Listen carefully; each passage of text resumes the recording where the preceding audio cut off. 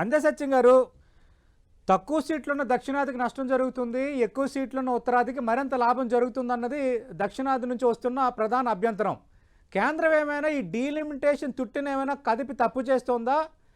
ఎవరి వాదనలో శాస్త్రీయత ఉంది, ఎవరి వాదనలో అశాస్త్రీయత ఉంది? ఇప్పుడు మిత్రుడు పుల్లారావు గారు చెప్పినట్టుగా బ్రూటల్ మెజారిటీ తోటి ఈ దేశంలో చట్టాలు అవుతున్నాయి. యాక్చువల్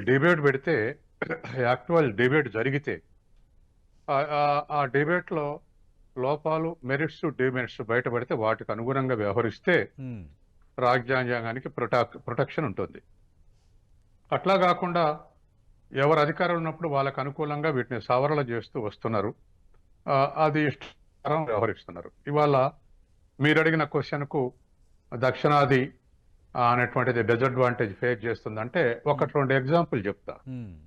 ఇప్పుడు కేరళ 20 ఎంపీ సీట్లు, 50% పెంచితే 20 ఎంపీ సీట్లు, ఉత్తరప్రదేశ్లో 80 ఎంపీ సీట్లు అనుకోండి.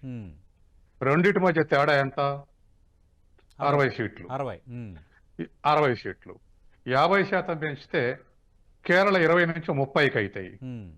ఉత్తరప్రదేశ్ 180 నుంచి 120 అవుతాయి. 30కి 120కి ఎంత తేడా? 90. అంటే అబ్సల్యూట్ డిఫరెన్స్ గా మారుతుంది. అట్లాగే ఇదే సూత్రాన్ని కేంద్రం చెప్తున్నటువంటి సూత్రాన్ని మొత్తం సౌత్ కి అప్లై చేయండి. 850 సీట్లు పెరుగుతాయి అంటున్నారు.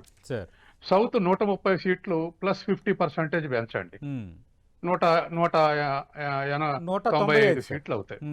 195 సీట్లు అవుతాయి. మొత్తం 800. ఇప్పుడున్నటువంటి 543కు 130కి తేడా ఎంత? 410 సుమారు. ఇప్పుడు రేపు 850కి 195కి తేడా ఎంత? 600. అంటే డిఫరెన్స్ 200. అంటే ఇప్పుడు 400 డిఫరెన్స్ 600కి పెరుగుతుంది. అట్లాగే రెండు రాష్ట్రాల మధ్య ఇంతకుముందు 60 ఉన్నది 90కి పెరుగుతుంది.